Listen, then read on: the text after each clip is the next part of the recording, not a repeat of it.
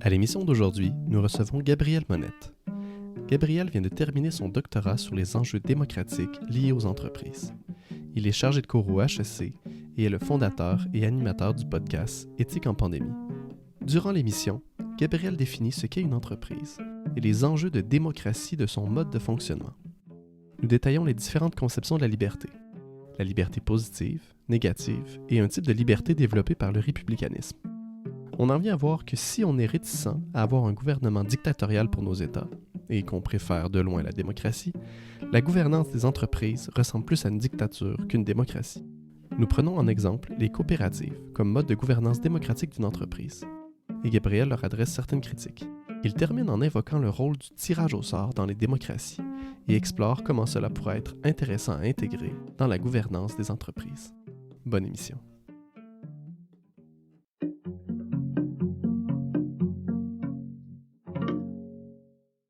Bonjour Gabriel, bienvenue à Parlons éthique. Merci beaucoup d'être avec nous aujourd'hui.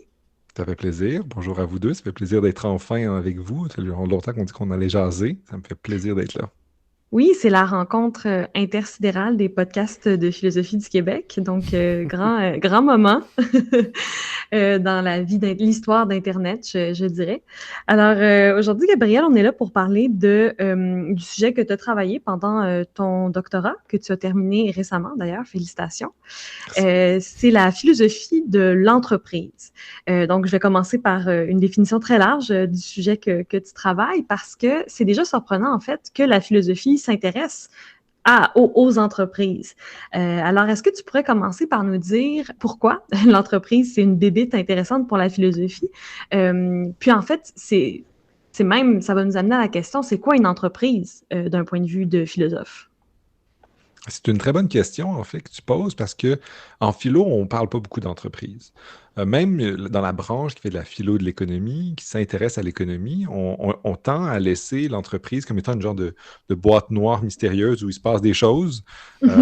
Puis mettons qu'il y a des travailleurs puis des travailleuses dedans, mais mettons qu'on veut les protéger, on ne va pas penser à l'entreprise, on va penser comme il y a des gens qui sont dans une situation précaire, problématique, qu'on va essayer d'aider, mais on ne pense pas l'institution ou la chose entreprise. Puis là, je dis ça, c'est un peu une généralité. Il y a toujours quelques philosophes ici et là et autres personnes des sciences sociales qui s'y sont intéressés. Mais même en économie, c'est une question qui reste, qui a été peu explorée. Et donc, en m'intéressant à la philo-politique, j'essaie de foncer sur ça puis de me poser des questions qui peuvent sembler évidentes, comme c'est quoi une entreprise? On a tous, vous et moi, une idée un peu particulière, assez simple de c'est quoi une entreprise. C'est là où on travaille, c'est ce qu'on voit à l'épicerie, c'est là ce qu'on voit qu'on se promène. Fait que c'est ça que j'ai voulu explorer, puis d'essayer de faire le pont entre d'autres disciplines qui se sont posées ces questions-là, la sociologie, l'économie, etc. Et donc, ce serait quoi une entreprise d'un point de vue d'un philosophe? C'est une bonne question. Je pense que la première chose à se poser, c'est de savoir c'est quoi une entreprise. C'est assez de savoir c'est quel type d'organisation. Comme dit, c'est quoi une entreprise? Et on peut se poser, c'est peut-être juste un ensemble d'individus qui se sont mis ensemble pour faire un projet collectif. Il y a des gens qui disent, mais ça, une entreprise, c'est un genre de contrat, un nœud de contrat entre des individus qui veulent collaborer pour faire une chose. C'est l'image traditionnelle qu'on a que même les économistes ont des entreprises en disant, bon, mais c'est pas vraiment des institutions particulières, c'est vous et moi qui nous sommes mis ensemble, vous deux qui vous êtes mis ensemble pour faire un podcast. Puis ultimement, à un moment donné, vous auriez peut-être eu besoin de quelque chose comme une entreprise ou d'une organisation. C'est comme juste une forme d'organisation parmi d'autres. Cette conception-là de l'entreprise, elle a quelque chose de vrai, et parce qu'elle nous dit quand même quelque chose sur ce qui motive les individus à se mettre ensemble. Or, l'entreprise, c'est pas la même chose comme une communauté, comme une municipalité, une commune, une organisation religieuse. Il y a quelque chose de particulier. Alors, on peut continuer à se demander, bon, mais est-ce que c'est quoi qui différencie ce genre d'organisation-là? Puis les économistes se sont souvent un peu heurtés à cette position-là en disant, bon, là, il y a Ronald Coase, qui est dans un article classique du début du siècle dernier, qui a écrit, mais une entreprise, en fait, c'est comme il explorait ça, puis il disait, mais c'est comme un îlot d'économie planifiée dans une mer de marché. Lui, il regardait les communistes de l'autre côté, puis il disait, mais là-bas, c'est une économie qui est complètement dominée par l'État. Puis là, nous, il dit, mais nous, en Amérique, les États-Unis, il disait, nous, on est la liberté, nous, on est la libre entreprise, etc. Or, lui, il disait, non, il y a plein d'immenses entreprises qui, à l'intérieur, ne sont pas la liberté. Puis il essayait d'explorer un peu ce qui se passe, pourquoi est-ce qu'on fait ça. Il essaie de trouver des arguments économiques, puis il disait, une entreprise, mais ça diminue les coûts de transaction. Tu fais des contrats plus simples. Tu fais un contrat où tu engages quelqu'un, puis ensuite, ta job, c'est juste de lui dire quoi faire. C'est plus simple que de faire plein de contrats pour chacune de ses tâches. Puis la négociation est vraiment moins coûteuse. Et là, vous vous dites peut-être en m'écoutant, bon, mais là, il parle d'entreprise, il parle de trucs économiques. C'est quoi l'aspect philo? On vient parler de philo, évidemment. Puis les philosophes se sont posé la question en disant, mais il y a peut-être d'autres choses qui se passent dans l'entreprise. C'est ça que j'ai voulu aller explorer en essayant de confronter cette perspective-là avec des perspectives de sociologues ou même d'économistes qui essaient de voir que l'entreprise, il y avait quelque chose de plus complexe que ça. Puis une chose qu'on aime faire en philo, c'est d'aller voir dans le passé ce que des gens ont dit puis ce qu'ils ont fait. Puis ultimement, les premières entreprises, les premières choses qui ressemblent aux entreprises contemporaines, c'est loin de ce que c'est en ce moment. On peut penser au Québec ou au Canada, on avait la Compagnie de la baie du Son, il y a eu des compagnies coloniales. Puis la plupart des compagnies, comme on les connaît, mais sont des créatures légales qui ont été faites par les États. Les États donnaient des monopoles, leur donnaient le droit d'avoir des armées, etc. Puis ultimement, c'est ça qui ressemble de plus en plus aux entreprises comme on a, les entreprises cotées en bourse. Les premières étaient des entreprises avec des missions sociales. Mission sociale avec des grandes parenthèses, parce que le colonialisme à l'époque, c'était comme une mission sociale. Ça change, hein? On a les standards qu'on peut, hein? Exact. Fait que il y a ça. Mais on peut penser, par exemple, à plein d'entreprises qui avaient pour objectif, il y avait des missions, de construire des chemins de fer à travers le Canada et les États-Unis, puis qui avaient besoin d'immenses capitaux. C'était pas juste des petites organisations, un petit café chez quelqu'un, un tavernier quelconque, mais des grandes entreprises comme on les connaît, avec des structures d'employés. Il y avait souvent des missions. Il y avait un rôle que l'État leur donnait. Puis ensuite, ces individus-là, ces entreprises-là ont pris d'une plus grande indépendance. Puis là, les États puis les individus commençaient à dire, mais c'est super efficace, mettre plein de capitaux ensemble. Puis c'était une innovation financière intéressante qui a amené à plein de situations où, à l'intérieur des entreprises, bien, il y avait des situations que Marx a décrites, de l'exploitation, plein de situations particulières. Puis déjà là, dans ces époques-là, je vous ai dit qu'on n'en a pas beaucoup parlé, il y avait Adam Smith qui se méfiait des entreprises parce qu'il disait, bon, mais là, ça donne du pouvoir à des gens qui ne l'ont pas mérité et qui ne sont pas directement là, il était très, très suspicieux de structures avec par action qui allaient donner du pouvoir à des actionnaires, des gens qui n'étaient pas dans la machine. Puis là, ça soulève des enjeux que toutes les sciences de la gestion de nos jours étudient. Marx même a écrit, lui était c'est un peu paradoxal, mais il était paradoxalement très intéressé par ces nouvelles formes d'entreprise, parce qu'il disait, mais là, les managers, ça reste des travailleurs au service du capital, des investisseurs. Mais eux, ils ont beaucoup de capital, puis ils ont du contrôle, fait qu'ils pourraient aider les travailleurs à se révolter.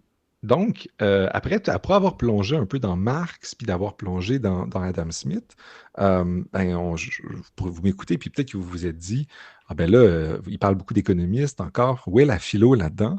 Et c'est ça, c'est qu'une partie du rôle de la philo, c'est que peu de gens ont exploré ces questions-là pour essayer de voir c'est quoi l'aspect économique, c'est quoi l'aspect sociologique, psychologique, mais aussi en termes de justice, en termes de philosophie politique. Comment est-ce qu'on peut penser ces rapports de pouvoir-là qu'il y a dans l'entreprise? Smith puis Marx étaient très enthousiasmés. Les économistes disaient, bon, mais ça fait juste diminuer les coûts de transaction. Mais est-ce qu'il y a quelque chose de plus? Puis si on voudrait penser la justice à l'intérieur de ça, qu'est-ce qu'on doit faire? Parce qu'on peut, puis depuis cette époque-là, depuis l'époque de Marx et les autres, on a vu ça de manière lutte de pouvoir. Tu as les travailleurs qui sont exploités versus les capitalistes, puis on pensait aux syndicats, etc.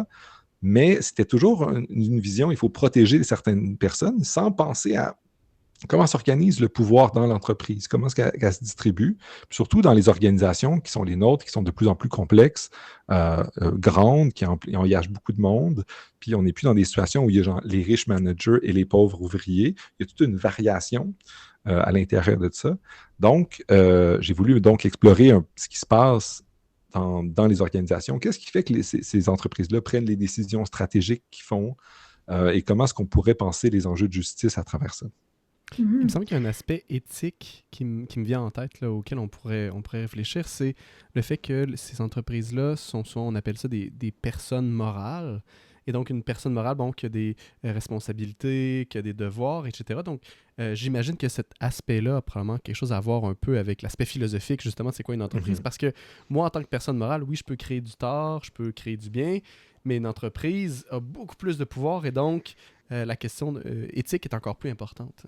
Effectivement, effectivement. Mais c'est pour ça que là, tu touches à un autre enjeu, une autre question qui est soulevée par les entreprises, c'est la question de la responsabilité. Ultimement, ils ont beaucoup de pouvoir. On crée des personnes morales, on donne du pouvoir de plus en plus. Et à travers l'histoire, autant des États-Unis qu'au Canada, qu'un peu partout dans le monde, les entreprises ont pris une autonomie légale de plus en plus importante pour le meilleur et pour le pire. Puis ultimement, il y a toute une question juridique au sens de c'est quoi leur responsabilité envers leurs travailleurs, envers l'environnement, envers les enjeux politiques aussi. Est-ce que c'est correct qu'il y ait autant de pouvoir? Ça leur donne des avantages, ça permet plein de bonnes choses, mais aussi plein de mauvaises choses. Et donc, ça soulève des questions autant juridiques, des questions de droit que de responsabilité, mais est-ce que c'est la responsabilité de l'organisation, des gens à l'intérieur, qui est une question hyper importante que j'ai moins touchée dans ma thèse, plus une question de philosophie du droit. Puis moi, celle que j'ai voulu essayer d'explorer, c'est la branche dans la question du pouvoir. Qu'est-ce qu'on fait avec des organisations qui sont si puissantes? Ultimement, ça touche un peu la question de la responsabilité, mais mon angle, c'est plus, il y a plein d'individus qui passent une grande partie de leur existence à travailler dans ces organisations-là, puis parfois, ils sont soumis au pouvoir arbitraire de leur patron. Est-ce que c'est correct? Est-ce que c'est une bonne chose? Et est-ce que j'essaie de faire le lien. Est-ce que, vu que c'est des grandes organisations où beaucoup de gens travaillent, ne devrait pas être plus démocratique? On vit dans des sociétés démocratiques où on dit, la vraie liberté, c'est de pouvoir d'avoir son mot à dire sur les décisions que nos gouvernements font. Il va y avoir des élections bientôt au Québec. On va dire, bon, mais c'est un moment de liberté, on va pouvoir donner notre avis collectivement. Puis s'il n'y avait pas ça, si on vivait dans une dictature, on serait moins libre parce qu'on n'aurait pas notre mot à dire. On aurait d'autres formes de liberté, mais on n'aurait peut-être pas cette liberté politique-là. Or, dans les entreprises, la minute où tu entres, quand tu travailles dans la majorité des grandes entreprises contemporaines, tu n'as pas ton mot à dire. Tu as signé un contrat, tu as accepté de soumettre ou de vendre ton temps à ta force de travail. J'utilise un vocabulaire très marxiste, là, mais tu as accepté d'entrer dans la game qui est de travailler pour cette organisation-là. Et bien, c'est tout. Si tu veux, tu peux t'en aller, tu peux quitter. Ton pouvoir, c'est ça. Puis c'était celui de négocier ton salaire puis tes conditions de travail. Et c'est tout.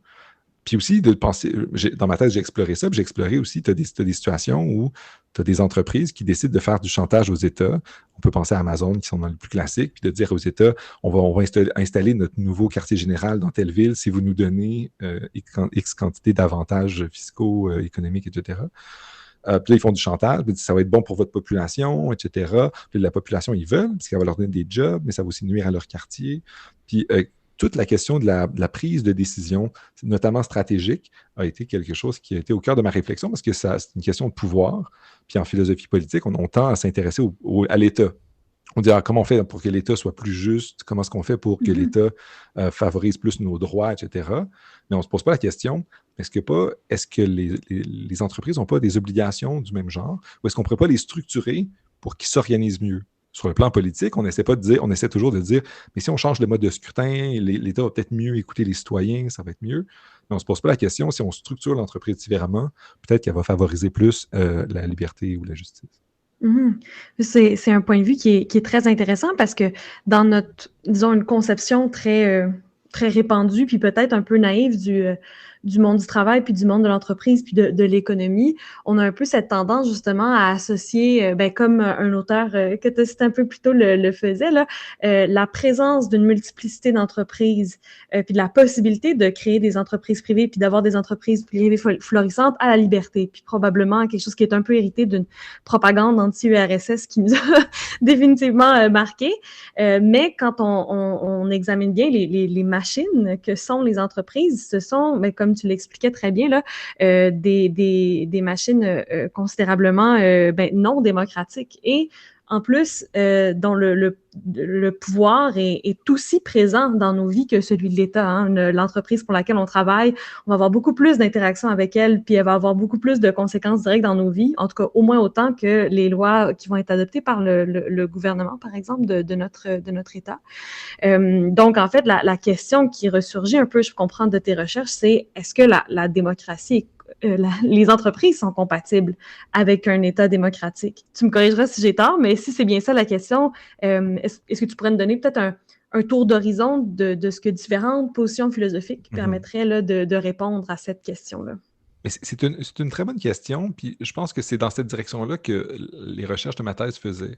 La première chose que j'ai commencé à me dire, c'est, puis ça c'est peut-être une position méthodologique, c'est de dire, on va garder les entreprises, on va se mettre dans le monde tel qu'on est en ce moment. Il y a des gens qui font de la théorie idéale, puis qui font de la philosophie en se disant, mais quel serait le monde idéal?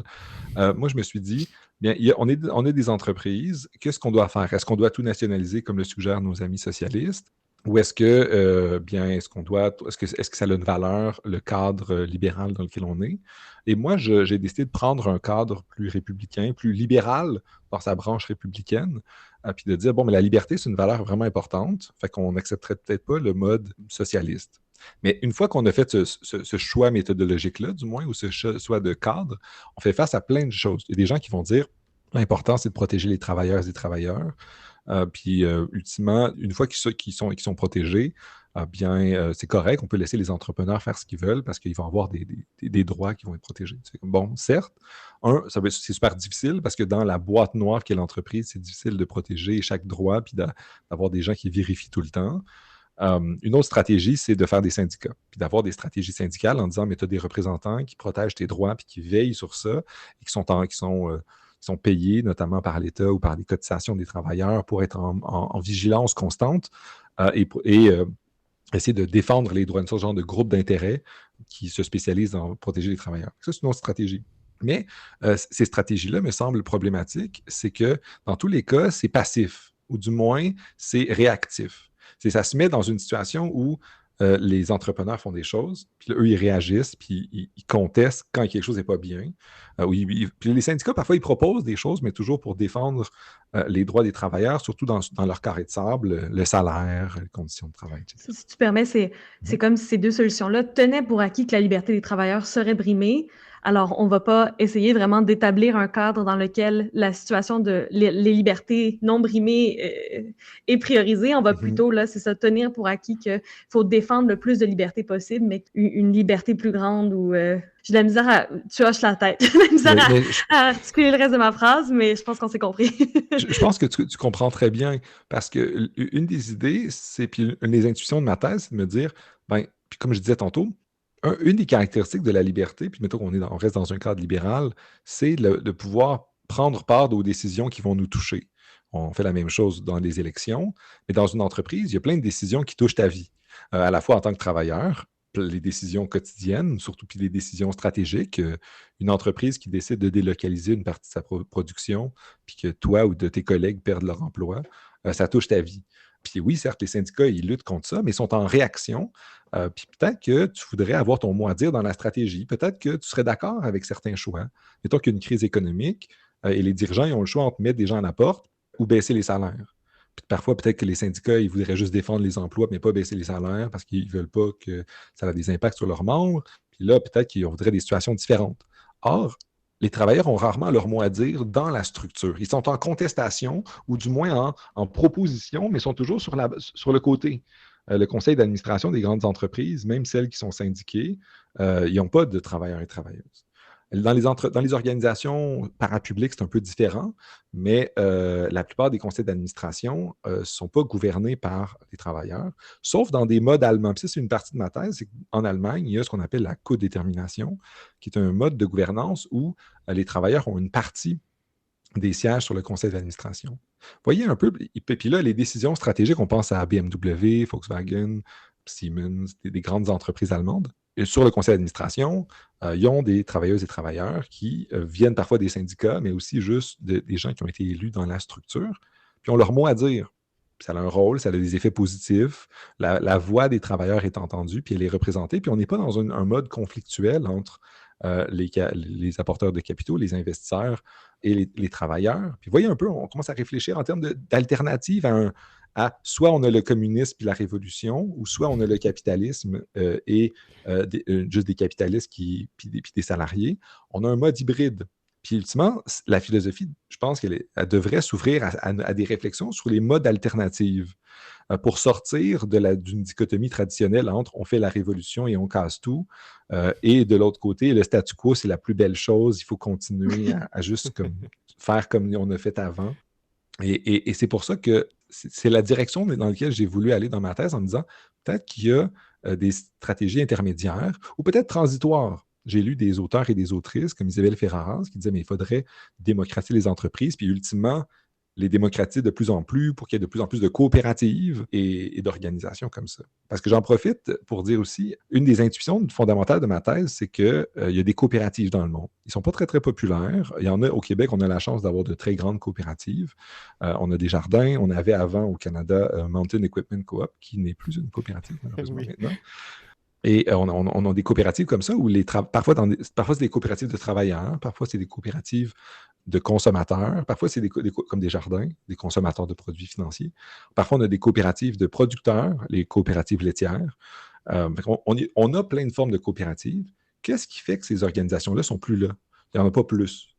Puis les gens, on a un biais, on dit, mais les coopératives, c'est très bien, c'est les membres, et puis ont leur mot à dire, etc. Puis ça, c'est une autre grande part de ma thèse, c'est de me dire, mais en fait, comment est-ce qu'on donne ce pouvoir-là? Est-ce que les coopératives, c'est vraiment mieux que les entreprises traditionnelles? Puis si on revient à la question que vous m'aviez posée, rarement sont les débats des philosophes politiques qui vont distinguer entre les coopératives puis les entreprises à capital action. Même s'il y a tout un mouvement coopératif, c'est comme, il y a les entreprises, mais peu importe, les gens vont dire Desjardins, c'est comme les autres banques, c'est pas grave. Puis l'important, c'est de protéger les gens. Or, je pense que la structure des organisations comme des coopératives est un enjeu de justice.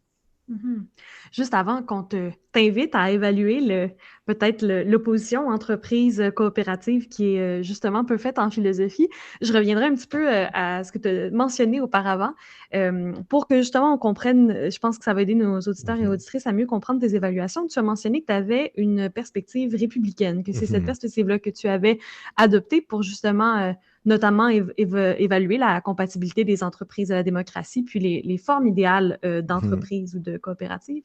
Et donc, on suppose que la perspective républicaine que tu adoptes, c'est pas le relié au Parti républicain aux États-Unis, qui aurait sans doute des conclusions différentes des tiennes, malgré la complexité politique en soi là, du parti politique. Donc, est-ce que tu pourrais nous préciser un peu là, quelle est cette perspective philosophique pour que ce soit clair pour tout le monde? C'est une très bonne question. Effectivement, ce n'est pas le parti politique, même si historiquement, il se déclarait ou se disait héritier de la tradition républicaine. La plupart des partis aux États-Unis ou même au Canada, les partis libéraux ne sont pas particulièrement libéraux. C'est la nature des partis politiques, mais la tradition républicaine dans laquelle je m'inscris, ou le cadre théorique que j'ai décidé de prendre, vient du fait que je ne voulais pas entrer dans le débat gauche-droite en prenant le camp des socialistes, puis en disant, je suis allé continuer dans la tradition des gens très critiques. Puis je me disais, parce que moi, je trouve que la liberté, c'est une valeur vraiment importante. Tu sais, en philo, parfois, quand on fait de la recherche, on se base sur certaines prémisses. Puis une des prémisses, c'est que, mettons que je considère que la liberté, c'est une valeur centrale.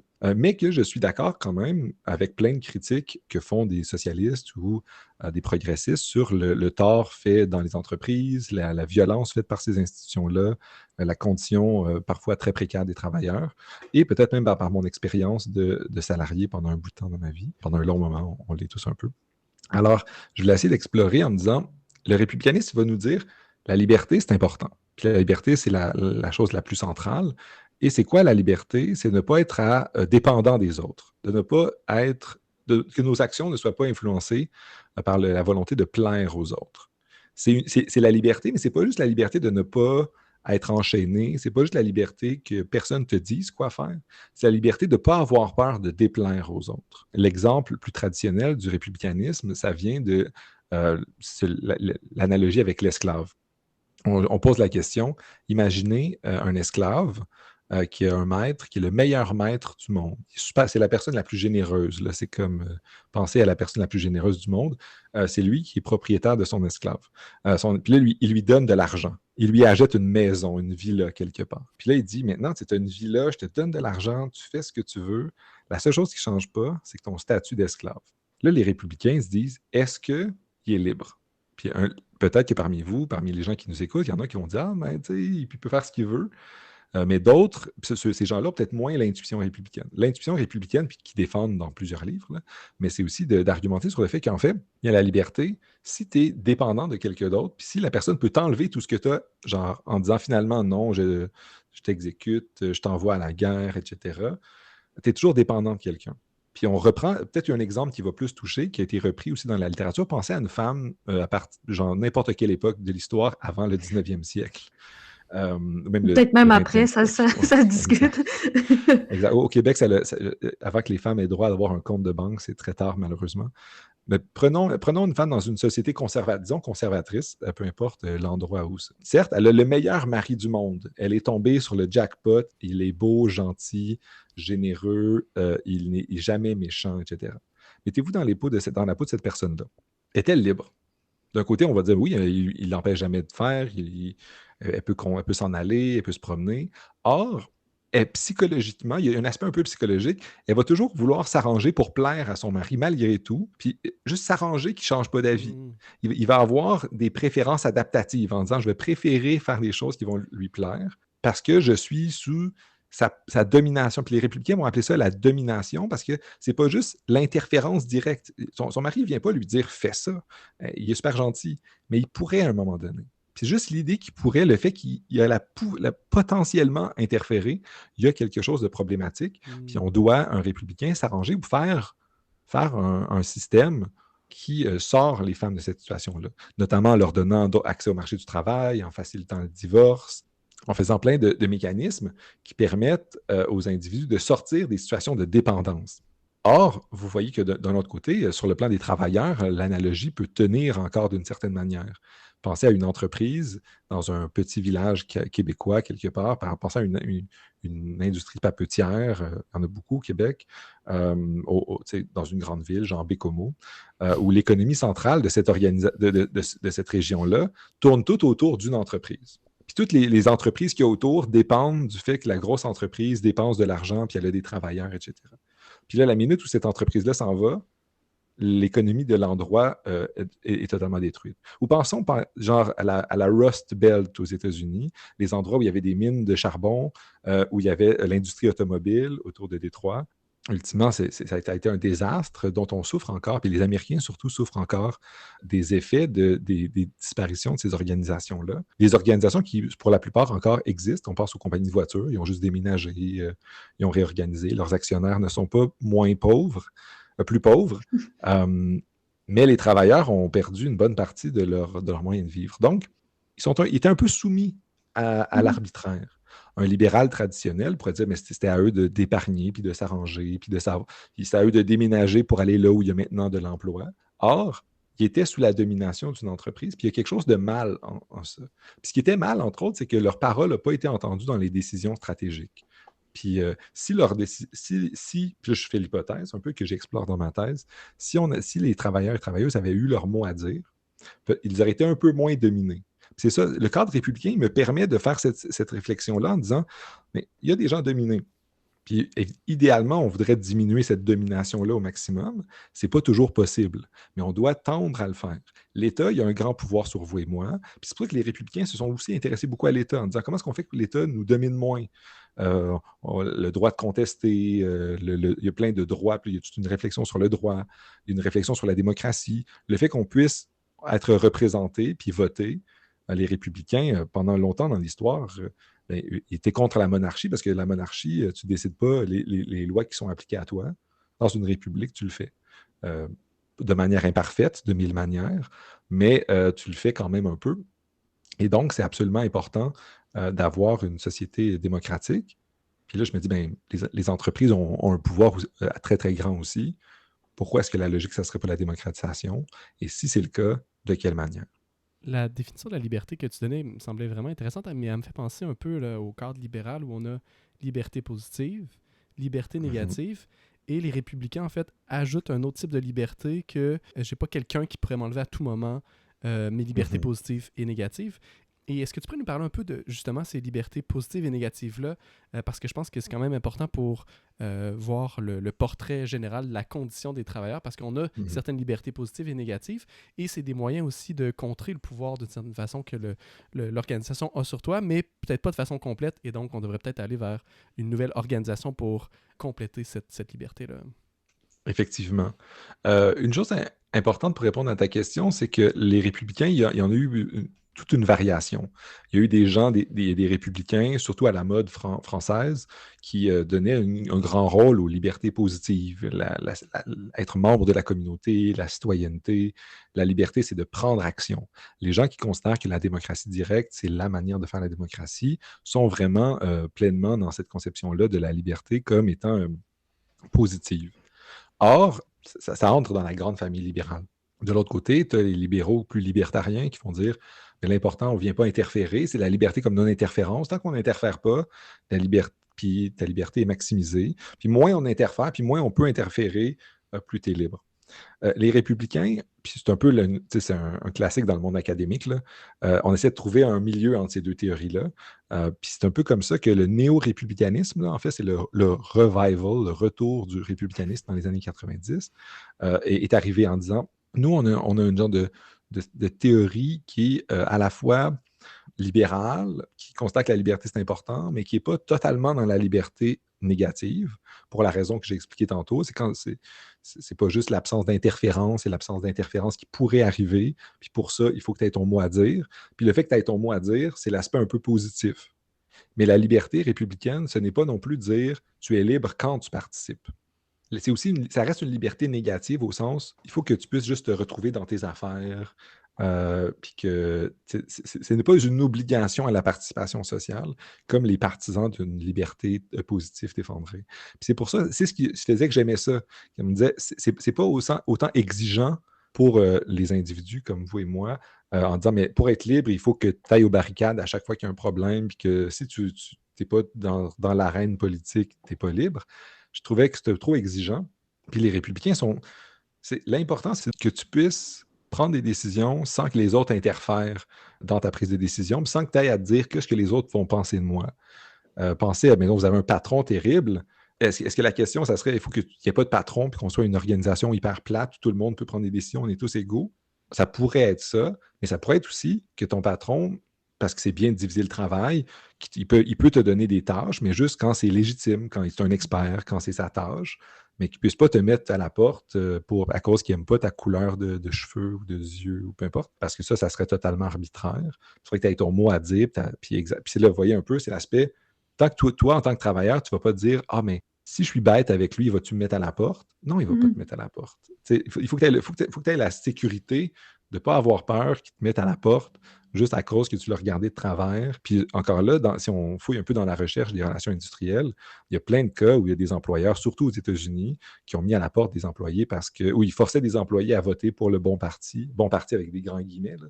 Et il y a eu plein de situations, pensons à plein de situations structurées autour du genre, de harcèlement, etc., ou structurées autour de la race aux États-Unis aussi. Puis ça, c'est ces gens-là qui essaient de dire, mais mettons que je ne veux pas que mon patron me harcèle ou m'agresse sexuellement, je vais essayer d'être gentil parce que c'est ma seule job, puis machin. Mais ça, c'est absolument terrible. C'est ça l'intuition républicaine qui m'a fait prendre cette théorie-là. C'est parce que ça touche des intuitions qu'on a tous, qu'on ne devrait pas être dans ce genre de situation-là, d'être à la merci d'un patron. Puis la solution, c'est pas genre qu'on aplatisse tout puis qu'on fasse la révolution. C'est juste que on se retrouve dans une situation où tu vas être libre de ne pas avoir à te soumettre à quelqu'un. Genre, il y a des situations où, quand des gens me donnent des ordres ou des commandements ou me recommandent à faire des choses, je le fais. Moi, j'enseigne. Mes étudiants, j'aime ça quand ils m'écoutent. Je pense que si je leur disais des choses absurdes, si je leur ordonnais des choses absurdes qui seraient hors de mon champ d'expertise puis de mon rôle de prof, ça serait légitime qu'ils ne m'écoutent pas. Puis, ils devraient ne pas pouvoir m'écouter puis pas avoir peur que je fasse ça. Mais à l'inverse, je trouve qu'il y a une certaine division du travail est quand même légitime. Fait que je pense que l'intuition républicaine fitait clairement cette intuition-là sur la distribution des rôles, mais aussi la question de ne pas avoir peur de perdre sa liberté. La prochaine chose dont on pourrait peut-être discuter, c'est les mécanismes qui sont déjà en place pour assurer de diminuer ce problème de liberté négative, liberté positive. Si je donne un exemple, par exemple, le chômage, c'est une façon d'augmenter la liberté négative, puisque la liberté négative, c'est le pouvoir, la capacité de refuser de travailler, par exemple, ou de pouvoir partir. Et donc, quand on a du chômage, ben, on sait qu'on va pouvoir continuer à manger si on arrête de travailler. Et donc, c'est déjà une structure qui est mise en place pour amoindrir ce problème-là. La structure allemande que tu disais tout à l'heure, c'est une forme de liberté positive ou il y a une forme de contrôle par les travailleurs et travailleuses au niveau des décisions dans l'entreprise. Les syndicats semblent peut-être jouer sur les deux côtés, donnent un certain pouvoir négatif en protégeant leurs membres, mais en même temps prennent part aux décisions. Donc, est-ce que tu pourrais nous parler un peu des mécanismes qui sont en place? Je viens d'en nommer 3 comme ça, mais de parler de ces mécanismes-là qu'on utilise ou qui sont utilisés ailleurs dans le monde, qui pourraient permettre d'assurer ces libertés-là. Comme tu dis, puis les exemples que tu as donnés sont très bons. Il y a des mécanismes pour ça. Puis dans le cadre républicain, il y a tout un débat à savoir c'est quoi les meilleures politiques pour faire ce genre de choses-là. Augmenter l'assurance chômage est toujours une bonne idée. Il y a des gens qui vont jusqu'à favoriser un UBI, là, il y a Universal Basic Income, un revenu universel. Ils disent, mais c'est ça la solution. Puis une fois que les gens n'auront pas peur de perdre leur emploi parce qu'ils ne seront pas à la rue, ils seront pas. Puis là, donc, ça enlève du pouvoir aux employeurs. Les employeurs pourront plus faire du chantage tout le temps. C'est quelque chose, c'est ce genre de discours-là, on l'entend même un peu de nos jours, où depuis quelques mois, une transformation arrive, où le marché du travail est vraiment plus en demande de travailleurs. Les travailleurs ont de plus en plus le gros bout du bâton, surtout dans certains marchés, peut-être pas dans toutes les industries, mais dans certaines branches. Or, ça change le rapport de force. Mais puis un des points qu'on pourrait avoir comme réflexion, c'est l'important. Il ne faudrait pas qu'on soit que notre liberté dépende du hasard du marché du travail. Mais on peut essayer de penser puis le structurer. Le chômage est une bonne stratégie. Le UBI est une stratégie aussi favorable. Mais ultimement, dans ma thèse, une des approches que j'ai essayé de prendre, c'est d'être un peu critique face à ça. Pas critique au sens c'est une mauvaise idée, en disant ce sont des idées, mais ça ne règle pas le problème de l'entreprise. C'est encore penser hors de l'entreprise, comme si toutes les entreprises étaient égales, comme si toutes les entreprises se valaient, parce que l'important, c'est à l'extérieur. Puis on laisse comme cette genre de boîte noire-là en disant, bon, ben, que les gens fassent ce qu'ils veulent, on va les protéger. C'est une bonne chose de les protéger à l'extérieur. Puis le UBI et ces autres trucs-là sont des politiques qui seraient cohérentes avec des propositions républicaines. Or, je pense que l'intérêt de la recherche que j'ai faite, dont je ne suis pas le seul, il y avait des nouveaux articles qui commençaient à sortir sur le sujet, sur le fait qu'en fait, peut-être qu'on devrait penser aux structures à l'intérieur de l'entreprise pour favoriser la liberté, notamment comment distribuer le pouvoir. Distribuer le pouvoir soit en aplatissant totalement, puis il y a un mouvement, des entreprises libérées dans le mouvement du management qu'on dit « Ah, mais là, il faut aplatir, il faut s'éloigner des hiérarchies bureaucratiques. » Je ne suis pas entré dans ce genre de réflexion-là en me disant c'est une approche, mais c'est encore embryonnaire, puis c'est difficile. Moi, j'essaie de me dire, mais peut-être que c'est dans la prise de décision. Puis encore là, les éléments aplatis, comme je vous disais, là, l'entreprise libérée, c'est un peu trop près, selon moi, aussi de la liberté positive, en disant on donne du pouvoir directement à tout le monde, puis il faut que tu t'engages pour prendre des décisions. Moi, je suis un peu plus paresseux dans la vie, puis je me dis l'important, c'est d'être protégé par les systèmes puis les institutions. Et pour ça, je commençais à me dire, mais peut-être qu'on pourrait favoriser des structures plus démocratiques, surtout pour les prises de décisions stratégiques. Pour que les patrons de tes patrons, ce soit des gens que tu as choisis. En essayant de répliquer ou de m'inspirer de l'idée, en fait, que les entreprises, leurs structures de gouvernance, les conseils d'administration, sont souvent gouvernés par des gens qui ont été là. Comment est-ce qu'ils sont là? Qui sont ces gens-là? Puis là, je regardais le modèle allemand, comme je disais au début. Bien, eux, il y a une partie qui est des travailleurs, puis les investisseurs sont là parce qu'ils ont investi du capital. On peut remettre en question cet enjeu-là capitaliste, mais ils ont amené ça, mais d'autres parties doivent avoir des travailleurs. Puis peut-être que à d'autres niveaux de la gouvernance, où il y a des décisions qui sont moins de gestion, mais plus stratégiques, puis on devrait avoir des travailleurs, parce que les travailleurs, ils ont des perspectives aussi sur les décisions stratégiques, puis souvent les décisions stratégiques les affectent de manière importante. La délocalisation est un exemple que je prenais, les objectifs de salaire. Puis il y a des organisations, il y a des coopératives dans le monde qui, pendant les crises économiques, ont préféré ne pas mettre de gens à la porte, mais notamment de diminuer les salaires en disant, les travailleurs ne sont pas idiots, là, ils veulent pas que l'entreprise s'écroule non plus, c'est leur gagne-pain. Donc, ils vont dire, bon, ben, je vais négocier ça. Puis ultimement, c'est aussi reconnaître un autre élément dont on n'a pas beaucoup parlé.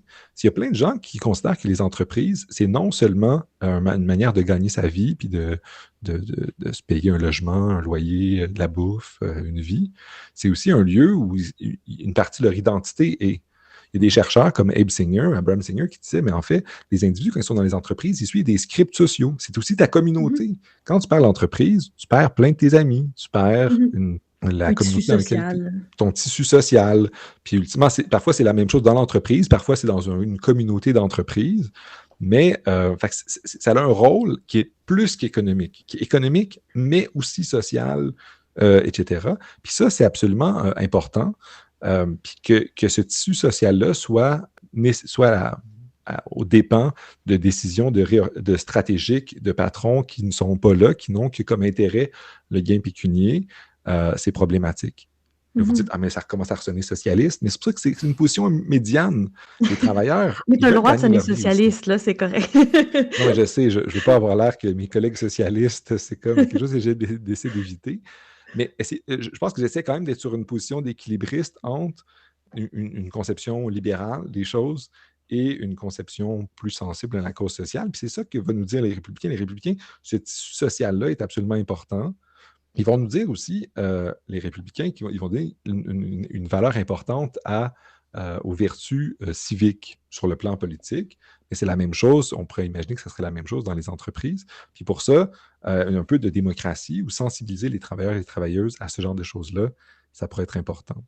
Tantôt, on avait parlé, on a abordé un peu le sujet de la coopérative. Puis quand on parle de positionnement mitoyen entre les entreprises où il y a un boss qui décide de toutes les décisions, et de l'autre côté, on a le socialisme ou le communisme, ben, on aurait peut-être un mode plus coopératif. On pourrait s'inspirer de ça. C'est peut-être une inspiration qui pourrait être intéressante. Et est-ce que tu pourrais nous parler un peu des coopératives, voir qu'est-ce qu'on pourrait retirer des coopératives, peut-être qu'est-ce qui est plus critiquable de leur mode de fonctionnement, et peut-être partir de là pour continuer notre réflexion. Peut-être commencer par une distinction entre la coopérative et l'entreprise privée un peu plus classique, parce que je pense pas que c'est une distinction... en tout cas, elle n'était pas claire dans ma tête avant qu'on planifie le podcast, puis elle ne le sera peut-être pas pour nos auditeurs et auditrices. Effectivement. J'espère qu'elle va l'être maintenant, un peu du moins pour toi, puis j'espère pour les autres. Une entreprise traditionnelle... Mieux, mais... Excellent. Entreprise traditionnelle, pensez à des entreprises cotées en bourse, des entreprises qui appartiennent à certaines personnes. On dit, elles t'appartiennent à toi. En bourse, elle n'appartient pas formellement aux actionnaires. Les actionnaires sont propriétaires du profit résiduel, mais c'est une institution dont ils ont un pouvoir important parce que bien, c'est eux qui peuvent élire les administrateurs, les gens sur le conseil d'administration. En fait, puis il y a même des auteurs, dont Huntsman, qui va dire, en fait, une entreprise traditionnelle, c'est comme une coopérative d'actionnaires. Les investisseurs se sont mis ensemble. Ils ont, Coca-Cola, toutes les Amazon, c'est un ensemble d'actionnaires qui se sont mis ensemble, puis qui sont propriétaires. Ils ne sont pas propriétaires directement, mais c'est eux qui contrôlent la gouvernance, parce que c'est eux qui sont sur le conseil d'administration, c'est eux qui vont élire la direction de cette organisation-là, puis c'est la direction où on va engager les employés, etc. Fait que ça, c'est l'idée. Puis tout tourne autour de la question de c'est qui prend les décisions stratégiques. Fait que dans une entreprise familiale, c'est assez simple. C'est la personne qui l'a fondée, c'est le propriétaire, ou le fils ou la fille de la personne qui a fondé l'organisation qui l'est. Fait que puis c'est même des organisations dont il y a un actionnaire, puis c'est une personne, ou deux, quand c'est deux amis qui se sont mis ensemble, etc. Mais les coopératives, c'est une logique un peu différente. Fait que si des gens qui nous écoutent veulent fonder une entreprise, vous allez aller au registraire des entreprises. Fait que, encore là, il y a un aspect très... C'est une créature de l'État quand même, les entreprises. L'État, il a fait un droit qui a permis à des gens, qui a mis un cadre. Puis là, le point de ma thèse, c'est de dire, mais ce cadre-là, peut-être qu'il peut changer. Parce que c'est pas neutre, là. C'est pas un jour, il n'y a pas eu un ange qui est arrivé et qui a dit, voilà comment sont les entreprises, puis il a donné genre la loi sur les compagnies du Canada. Là. Il a fait les 10 commandements de la compagnie. Exact. C'est le fruit de lutte et de choses comme ça. Fait que là, les entreprises traditionnelles, les administrateurs, ceux qui gouvernent puis qui engagent les employés, c'est les actionnaires. Souvent, ça peut être la même personne. Mais voilà. Mais là, ensuite, il y a la coopérative. Puis là, si vous allez au registre des entreprises du Québec, vous allez donc dire, moi, je veux une coopérative. Vous allez devoir être un certain nombre de personnes au minimum, et vous allez créer cette personne morale-là qui va exister. Puis vous allez devoir, elle va être là, il va y avoir un papier qui va dire, vous êtes une coop. Vous allez avoir une mission sociale, un rôle. C'est quoi le produit que vous allez faire ou le service que vous allez rendre à la société? Ça, c'est un artefact encore qui date de très longtemps, de l'époque où l'État donnait des missions à des entreprises, des missions sociales. Dis-toi, tu vas faire un chemin de fer, soit tu vas aller coloniser l'Inde ou exploiter. Évidemment, c'était des missions, mais ça, c'est le résidu de ça. Puis les coops, donc, c'est les 5, 6, 7, 8, 10, 50 ou 1000 personnes qui ont formé la coop vont chacun avoir un vote. Ça ne sera pas le nombre d'actions que tu possèdes, ça ne sera pas à quel point tu as mis d'argent dedans, chose qui est plus traditionnelle dans une entreprise traditionnelle. Ça va être une personne, un vote. Donc, puis là, ultimement, il y a plusieurs formes de coopératives. Tu as des coopératives de travailleurs, auxquelles ce sont juste les gens qui travaillent dedans qui sont membres. Quand tu arrêtes de travailler, tu arrêtes d'être membre. L'idée, c'est de protéger les gens qui sont ceux qui produisent le bien. Tu as les coopératives de consommateurs, pensez à Desjardins. Tous les membres de Desjardins peuvent voter aux assemblées générales de leur caisse. Ils peuvent élire les administrateurs qui vont prendre les décisions stratégiques. Puis un membre, un vote. Par complète transparence, moi, j'ai siégé sur une caisse Desjardins pendant plusieurs années et j'ai perdu ma dernière élection, chose pour la raison pour laquelle je n'y suis pas. Les membres ont voté, il y avait une élection, il y avait plusieurs candidates et candidats et il y a eu des choix basés sur les mêmes raisons qu'on choisit sur le plan politique. Est-ce que c'est de cet échec-là qu'est née une contestation contre les coopératives? Je te taquine. Non, pas du tout. J'aime beaucoup les coopératives. En fait, c'est le sens inverse. C'est qu'en fait, quand je me suis engagé chez Desjardins, j'ai découvert qu'on critiquait Desjardins, puis on disait c'est comme une banque comme les autres. On regardait l'organisation, puis on disait c'est ça, puis BMO, même chose. Puis moi, j'étais comme, je vais aller voir. Est-ce que c'est vrai? Puis une première chose, puis ça revient à la question. À BMO, mettons que toi, tu voudrais te faire élire, puis décider comment est investi l'argent de BMO. Je ne voudrais pas vous déranger, mais je ne pense pas que vous deux, vous avez une chance dans votre vie de siéger sur le conseil d'administration de BMO. Moi non plus. Il faudrait un hasard assez fantastique ou des contacts ou des relations, etc. Mais ça serait très peu probable que vous y arriviez, même si je vous estime beaucoup, évidemment. Parce que c'est absolument pas démocratique, ou c'est démocratique au sens où c'est les grands fonds d'investissement qui vont décider qui va aller gouverner. Tandis que chez Desjardins, si vous voulez venir à la prochaine élection de votre caisse, si vous êtes membre, vous n'êtes pas obligé de le dire, mais si vous êtes membre ou pas, vous allez pouvoir aller voter, sélectionner qui c'est. Et des gens qui ont aidé à administrer ma caisse, c'était des gens de tous les milieux qui étaient d'une grande diversité. Fait que voilà, déjà, je me disais, il y a une différence fondamentale. Même si elle agit un peu comme une institution financière de certaines manières, les gens ont leur mot à dire. Puis la question de leur mot à dire est importante. Pour BMO, si tu n'es pas riche, si tu n'es pas une grosse organisation ou si tu n'as pas une influence marketing publicitaire, tu n'as pas ton mot à dire sur la manière de faire. BMO répond au marché en général, aux grandes tendances. Fait que, puis, s'il y a peut-être un boycott géant, peut-être qui va écouter ça, mais sinon, tandis que Desjardins, il écoute ses membres quand même un peu plus parce qu'il y a cette structure démocratique-là qui est coûteuse. BMO n'a pas besoin de s'encombrer d'élections. Tandis que Desjardins a besoin d'investir de l'argent dans des événements. À l'époque où on pouvait se voir en personne, moi, j'étais allé dans des congrès où il y avait plusieurs membres qui représentaient des caisses de partout au Québec. Puis j'ai rencontré plein de gens comme ça, des gens très engagés dans leur communauté. Puis il y avait une grande valeur à ça. Et je me disais, mais imaginons le monde à l'extérieur, si toutes les entreprises avec lesquelles on interagissait quotidiennement étaient remplacées par des coopératives où, si on veut, on peut s'engager. On n'est pas obligé, ça revient à ta question, Kevin, tantôt, à savoir, c'est pas une liberté positive. Je ne serais pas libre si je m'impliquais dans toutes les associations. Mais si j'avais la possibilité de le faire, ça serait déjà une bonne chose. Puis en ce moment, l'épicerie où je vais faire mon épicerie, ils sont peut-être bien gentils, mais je n'ai pas mon mot à dire, sauf si je deviens ami. Encore là, je suis obligé de me soumettre, d'être vraiment ami, d'être flatteur, puis d'être à la s'il te merci. plaît. Je suis à la merci de leurs décisions. S'ils décident de vendre plein de produits que je déteste, eux, puis encore là, c'est pas mon opinion qu'ils vont écouter, ils vont écouter l'opinion du marché. Puis le marché essaie de plaire à la majorité, essaie de plaire à ceux qui ont de l'argent, etc. Le marché, c'est un mécanisme qui a ses forces, mais qui ne permet pas à certaines idées de se faire entendre. Puis la prise de parole, parfois, c'est ça qu'il faut. Puis ça serait le fun qu'on ait notre mot à dire dans certaines choses. Puis les coopératives sont une structure qui permet un peu plus de prise de parole. Puis c'est un peu ça, sa force à la coopérative. Je pense que c'est une intuition qu'on devrait explorer. Puis pourquoi est-ce que le droit des entreprises, tu sais, en ce moment, nos législateurs pourraient forcer les entreprises, pourraient forcer BMO à être un peu plus démocratique. C'est l'État qui pourrait faire ça. PMO pourrait se transformer en quelque chose d'un peu plus démocratique. C'est pas nécessairement une coop. Moi, je ne vois pas des coops. Il n'y a pas les entreprises privées puis les coops sur un genre de. C'est pas des formes fixes. C'est des mécanismes. Il y a plein d'imperfections dans les coopératives. Il y a plein d'imperfections dans nos systèmes politiques. Et c'est toujours à améliorer, mais c'est quelque chose d'important. Puis les coops, ça date du 19e siècle aussi, à l'époque où Marx écrivait. Il y a le mouvement coopératiste qui était très important en Angleterre, en Allemagne, en France. Puis il y a des gens qui disaient, mais non, on ne veut pas la révolution prolétarienne, on veut des coopératives, on veut être en contrôle de ce qui nous affecte, on veut pouvoir avoir notre mot à dire, et c'est un courant très, très important qui est un peu dans le socialisme, mais à l'intersection du libéralisme et du socialisme. Puis le républicanisme français, il y a une branche du républicanisme français qui s'est inspirée de ça. Aux États-Unis, il y a un auteur très intéressant qui s'appelle Alex Gourevitch, qui a fait l'histoire de l'époque de la reconstruction aux États-Unis après la guerre civile, qui a opposé le Nord et le Sud pour la libération des esclaves. Bien là, ultimement, il y a eu plein d'esclaves qui ont été émancipés. Mais là, ces gens-là, il n'y avait pas de job.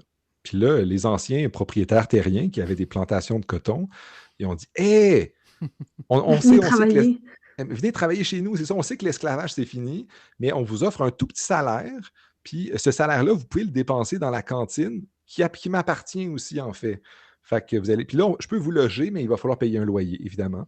Puis là, je vous présente cette cabane-là, qui est similaire à celle où vous dormiez avant. Mais maintenant, vous êtes locataire. Tu sais, vous devez payer votre truc. Puis il y a une job, c'est de travailler dans le champ là-bas avec ah oui, le contremaître, c'est le même qu'avant, c'est vrai. Mais c'est pas grave. Fait que là, vous voyez un peu la situation. Puis là, il y a eu tout un mouvement de gens qui disaient mais c'est injuste. Puis le problème, c'est pas que les gens soient légalement émancipés, c'est qu'il y ait la possibilité de contrôler les moyens de production.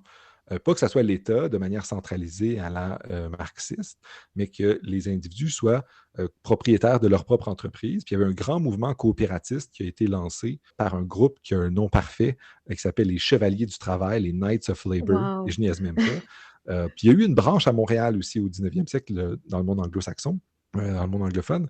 Puis les Knights of Labor, c'était une branche du syndicalisme qui disait la solution, c'est pas d'être un syndicat dans une entreprise capitaliste, puis d'être en contestation, c'est d'être en fait nous propriétaires. Puis qu'on n'ait pas besoin d'un syndicat parce qu'on est à la fois les travailleurs et les propriétaires. Puis comme d'annuler la contradiction entre travail et capital, c'est de dire en fait, les travailleurs, ils sont à la fois détenteurs du capital, les travailleurs, dans une organisation, puis c'était le mouvement des coopératives de travail. Puis en ce moment, il y a des mouvements fascinants aux États-Unis, dans les États du Sud, notamment à Jacksonville, au Mississippi, je pense, ou Tennessee, en tout cas dans le Sud, sur un mouvement de personnes de couleur qui veulent se réapproprier les moyens de production en les transformant en coopératives. Fait qu'il y a plein d'initiatives vraiment intéressantes qui est dans cette logique républicaine-là de pouvoir, mais de pouvoir par les coopératives. D'après la façon dont tu nous les présentes, les coopératives, ben c'est ça, semble être une excellente solution dans un contexte républicain hein, qui permet d'être à la fois, d'éviter d'être à la merci d'une minorité qui dirige une entreprise, puis d'éviter d'être à la merci du marché aussi, parce que on peut imaginer que les travailleurs ont, comme tu le mentionnais, d'autres raisons que le profit pour s'engager dans une entreprise, comme tu le mentionnais tout à l'heure. Mais j'étais un peu surprise de t'entendre dire un peu plus tôt que tu cherchais pas nécessairement à argumenter, à défendre de transformer toutes les entreprises en coopératives. J'imagine qu'une partie de ça doit être ta volonté de rester pragmatique dans ton étude des entreprises. Puis ce serait un petit peu compliqué, là, sans doute, de passer une loi pour demander à toutes les entreprises de devenir des coops demain matin. Mais tu as mentionné aussi des défauts qui étaient propres aux coopératives. Est-ce que tu pourrais peut-être nous en parler un peu?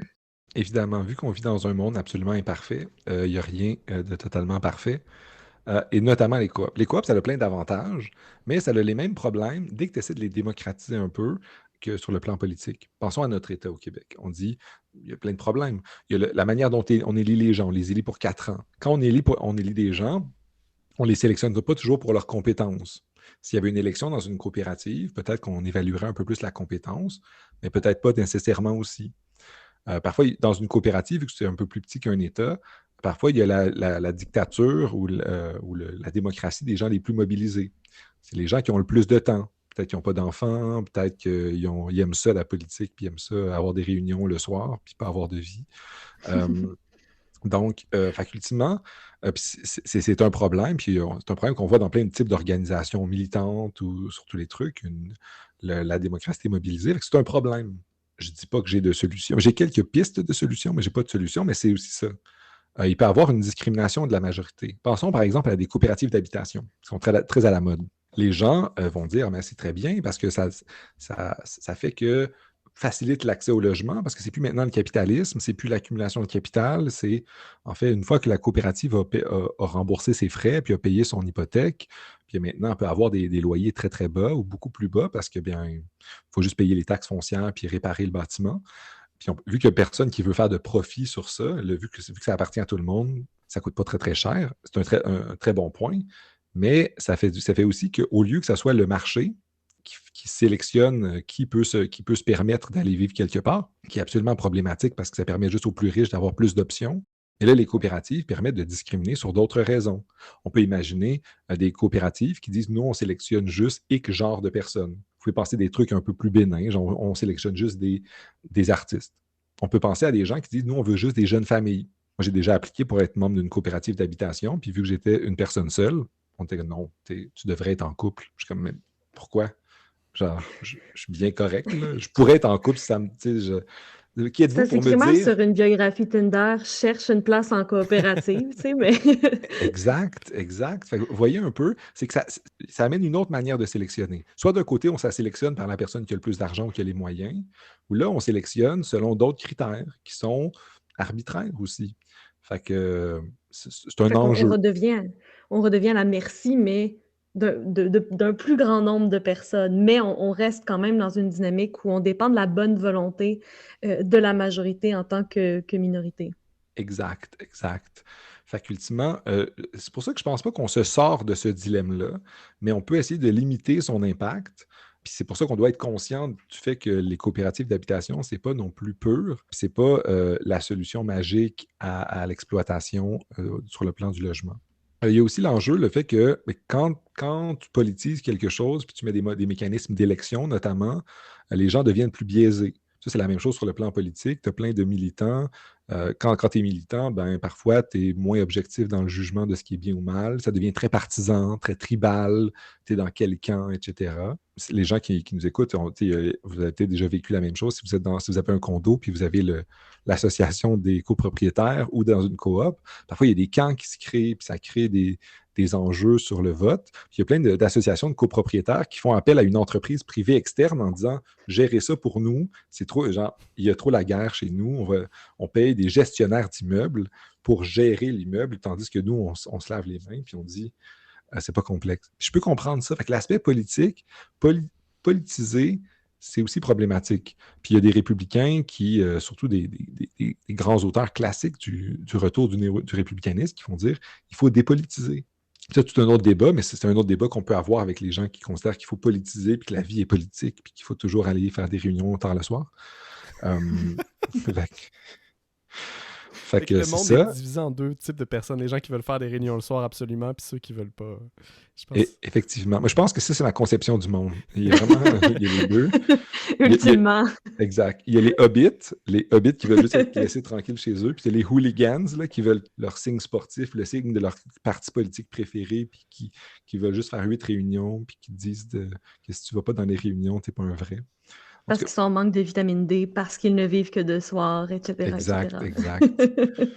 Je pense que c'est Keynes qui disait, non, ou Keynes ou Oscar Wilde qui disait le socialisme ne peut pas réussir parce qu'on n'a jamais assez de soirs pour faire des comités. Un truc comme ça.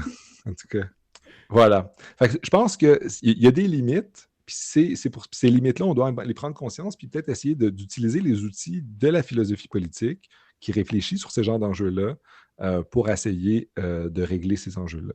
Fait que un des points dans ma thèse aussi, c'est de dire l'entreprise, c'est un espace qu'on doit réfléchir, qui n'est pas neutre. On doit le politiser un peu, mais pas trop.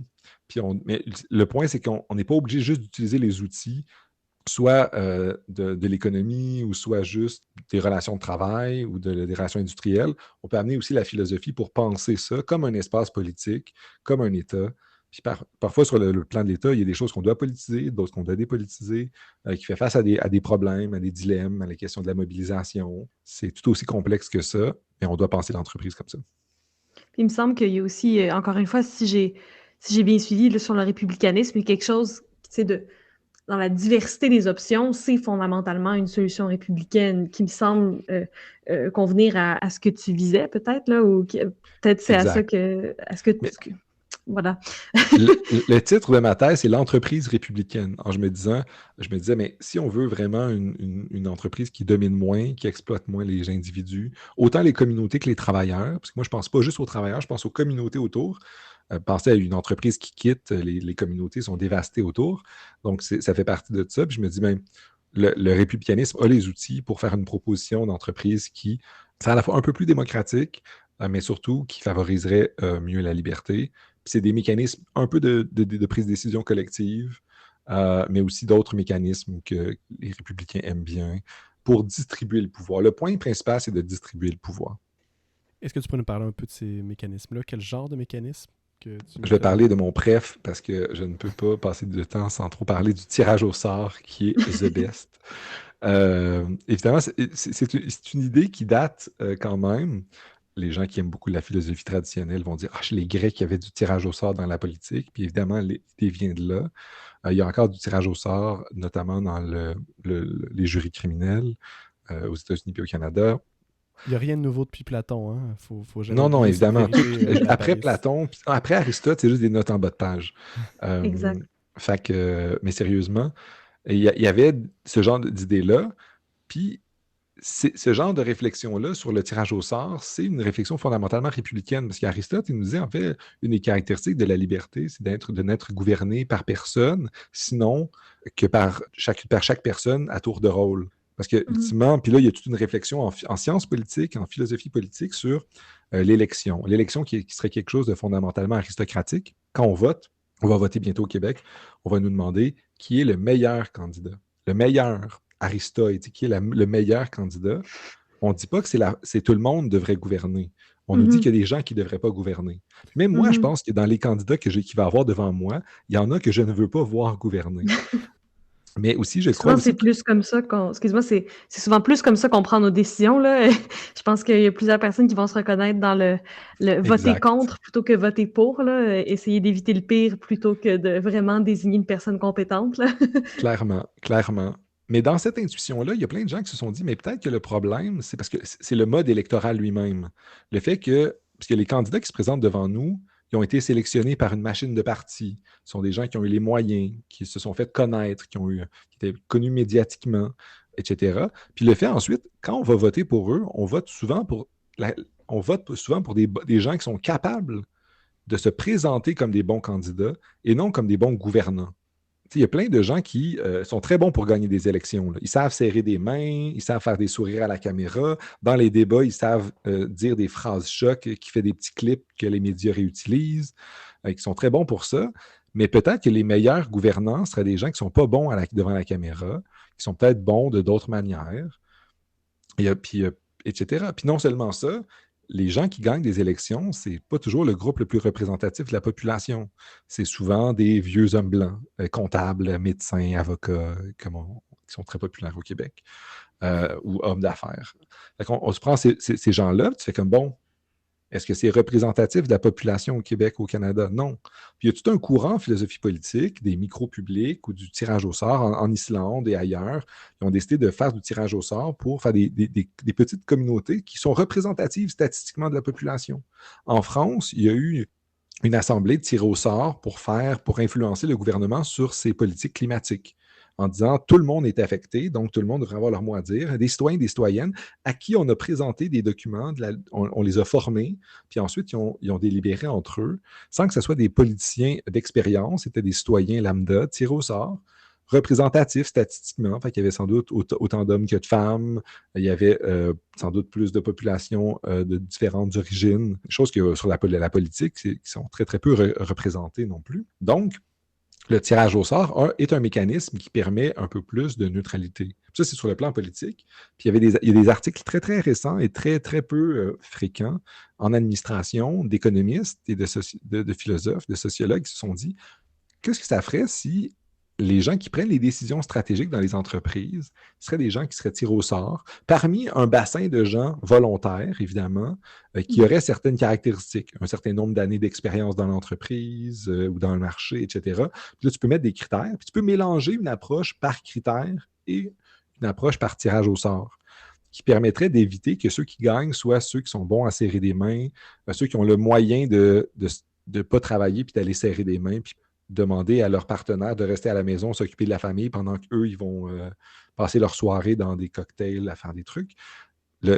C'est ce qui nous empêche, vous et moi, sans doute, de nous impliquer plus dans des choses qu'on voudrait parce qu'on n'a pas une quantité de temps infinie, puis on veut profiter pour faire campagne. Puis peut-être qu'on n'est pas bon à faire campagne. Peut-être que vous flippez des burgers devant la caméra, ça ne vous tente pas, mais vous seriez peut-être un bon gouvernant dans l'organisation.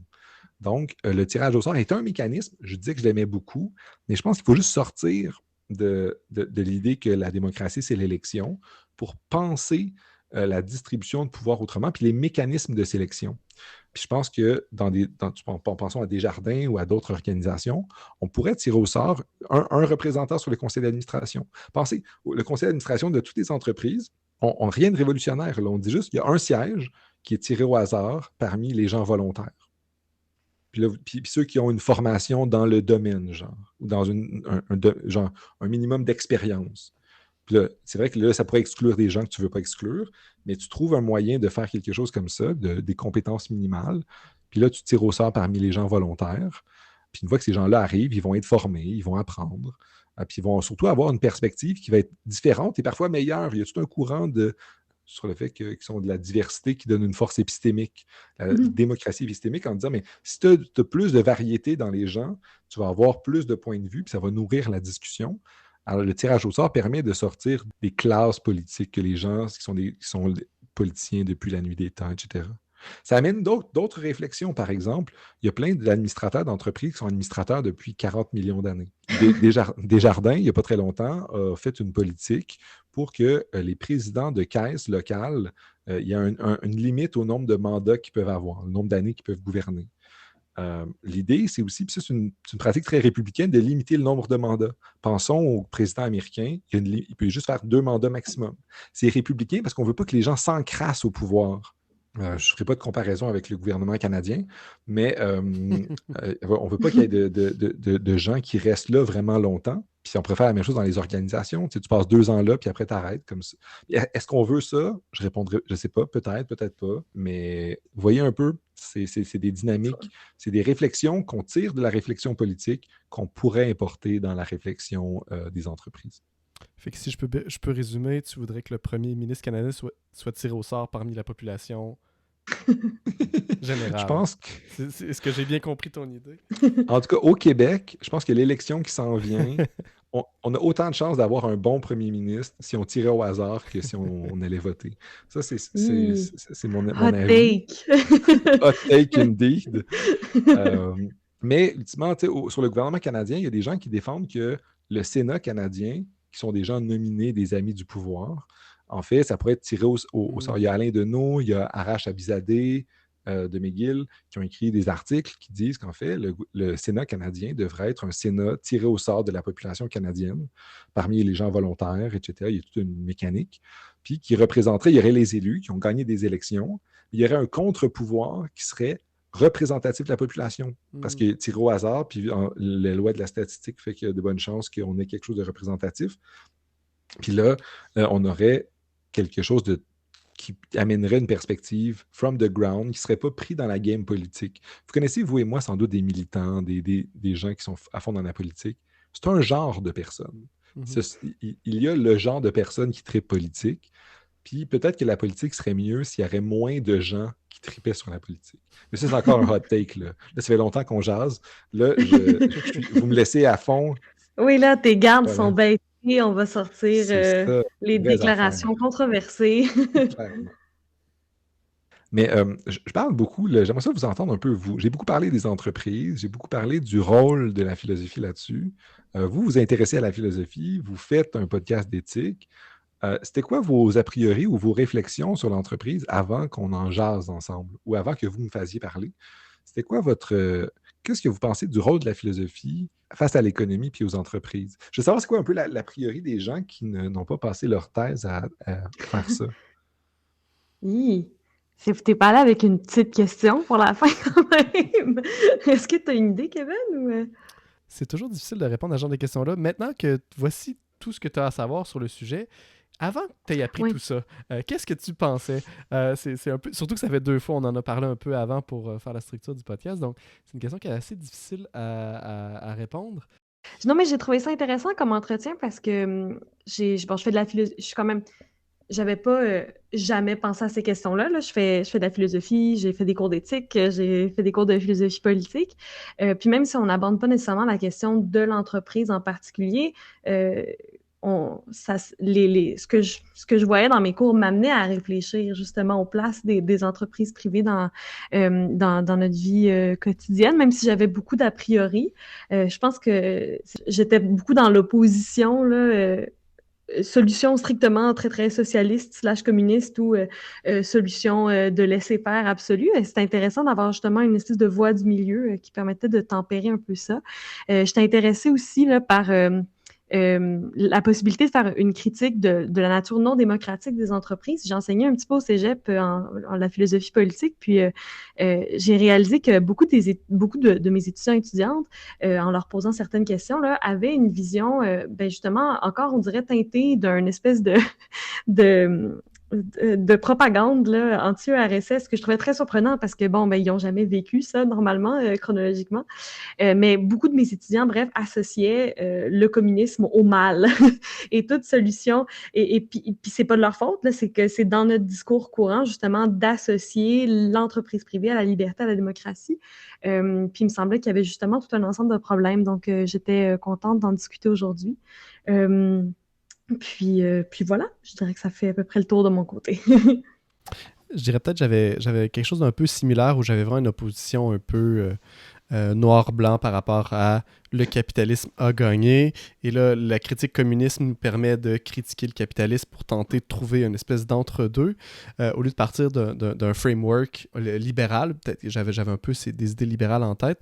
La position républicaine qui part d'un point de vue du milieu déjà pour tenter de raffiner un peu le milieu où on se trouve. C'était pas une option que j'avais en tête, donc j'ai l'impression que c'est peut-être juste, au lieu d'avoir ce débat là, entre les deux extrêmes, c'est peut-être un débat qui se trouve à partir un peu plus d'une position qui se trouve mitoyenne, qu'on va au milieu. Je suis content que vous posiez ces genres de questions-là au début et que la discussion a amené à ça. Puis je pense qu'un des points importants dans ce que j'ai dit, puis je pense dans la réflexion républicaine, c'est d'essayer de trouver un milieu entre l'URSS et le laisser-faire. Puis je pense que si j'aimerais laisser aux gens qui nous ont écouté une chose, c'est qu'il existe quelque chose au milieu. Pendant longtemps, le républicanisme, c'était quelque chose d'hyper progressiste. Ça s'opposait à la monarchie puis à l'autoritarisme. Puis là, en ce moment, ça reste, selon moi, quelque part du côté des progressistes, mais c'est... du moins, ça montre qu'il y a d'autres options que les goulags ou le monde capitaliste. Ben, je pense que ça va être une très belle conclusion. Merci beaucoup, Gabriel, d'être venu aujourd'hui nous parler de la possibilité du juste milieu, puis de nous avoir expliqué là, quand même pourquoi l'entreprise est un enjeu philosophique, un enjeu démocratique et un enjeu de justice et de politique. Merci à vous, ça fait un plaisir. Merci, Gabriel.